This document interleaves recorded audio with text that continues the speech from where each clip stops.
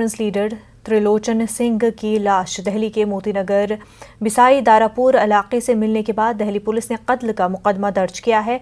मौके पर दिल्ली पुलिस के अफसरान के अलावा ज्वाइंट कमिश्नर डीसीपी समेत अफसरान भी पहुंचे, जाए वक़ू और शवाहिद इकट्ठे किए, जिसके बाद पुलिस ने कत्ल का मुकदमा दर्ज करने का फैसला लिया। फिलहाल इस केस में दो नाम हरप्रीत और हरदीप हैं, जो शख्स मुश्तबा बताए जा रहे हैं।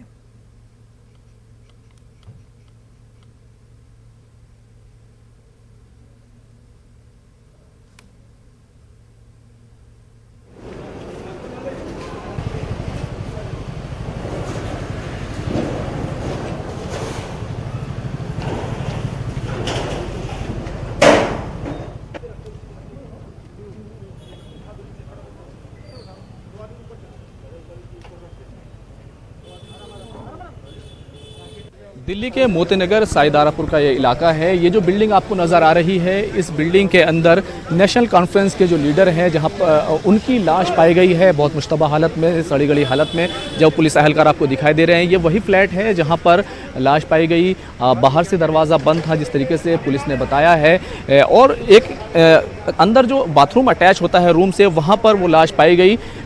यहाँ पर सुबह से ही जिस तरीके से इत्तला मिली जम्मू कश्मीर पुलिस की तरफ से, उसके बाद यहाँ पर पुलिस अहलकार पहुँचे, डीसीपी स्पेशल सेल की टीम पहुंची, फॉरेंसिक टीम पहुंची, और तमाम तरह की जांच के बाद ये तय हुआ कि ये एक हत्या का मामला है, एक कत्ल का मामला है, जिसके बाद जो है ये कत्ल का मामला दर्ज किया गया।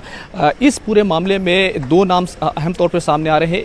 एक वो नाम है हरप्रीत का, जिसके नाम पर ये फ्लैट है, क्योंकि उसने फ्लैट लिया था पिछले 6 महीने पहले।